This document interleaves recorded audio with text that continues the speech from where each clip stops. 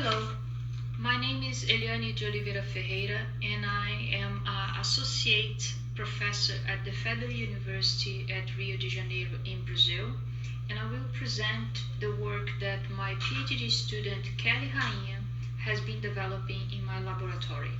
It is entitled Characterization of pathogenic ribotypes of Clostridioides difficile isolated from pet dogs in Rio de Janeiro State. Clostridioides difficile infections, or CDIs, are traditionally seen in elderly and hospitalized patients who have used antibiotic therapy.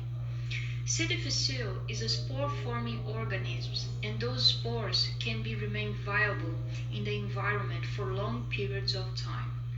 C. difficile spores are ubiquitous in nature and can be found in humans, animals, and a variety of environmental surfaces.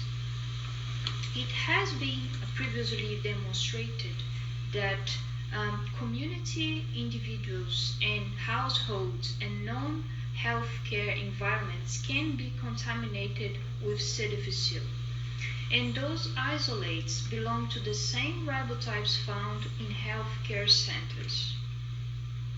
Fewer data are available on colonization rates and molecular epidemiology of C. difficile in animals, especially those who interact with humans, such as dogs.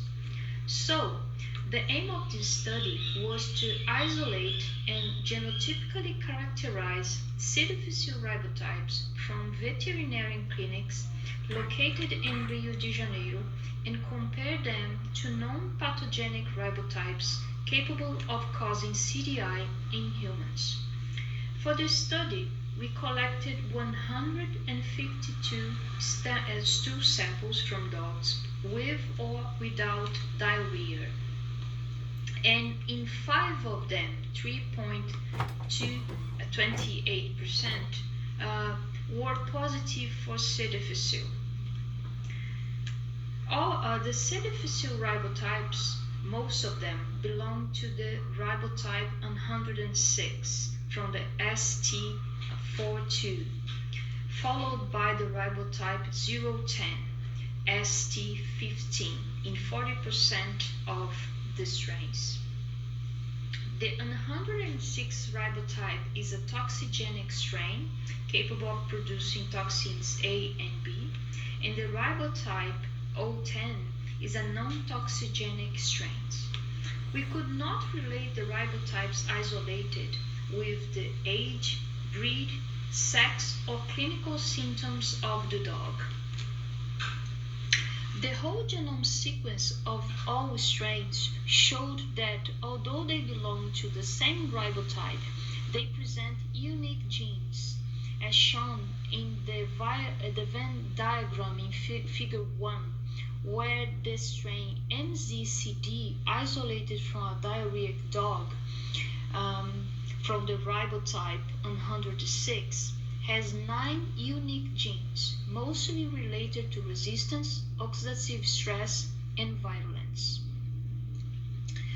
The strain ROCD from the ribotype 010 also presented unique genes, 15 in total, and again, most of them were related to resistance, oxidative stress, and virulence. The most interesting thing is that both strains were isolated from the pet dogs with diarrhea. According to the Patrick annotation analysis shown in figure 3, a subsystem or a set of proteins for each strains, even those from the same ribotypes, present a set of proteins with their only particularities, with most of them related to antimicrobial resistance and virulence factors. As a conclusion of this study, we would like to emphasize that all the C. difficile isolates, the C. difficile isolate rate among dogs was 3.28%. The C. difficile ribotype 106 was the most isolated with 60% rate, followed by the ribotype 010 with 40% rate. All strains isolated from the dogs these dogs were treated in the same veterinary clinic and by the same veterinarian. Even the strains belonging to the same ribotype presented significantly difference between them.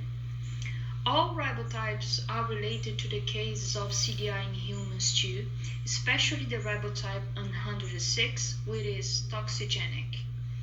We would like to emphasize the importance of studies concerning the C. difficile epidemiology in animals, since they can carry the same ribotypes which can cause CDIs in humans and can transmit these strains to humans or vice versa.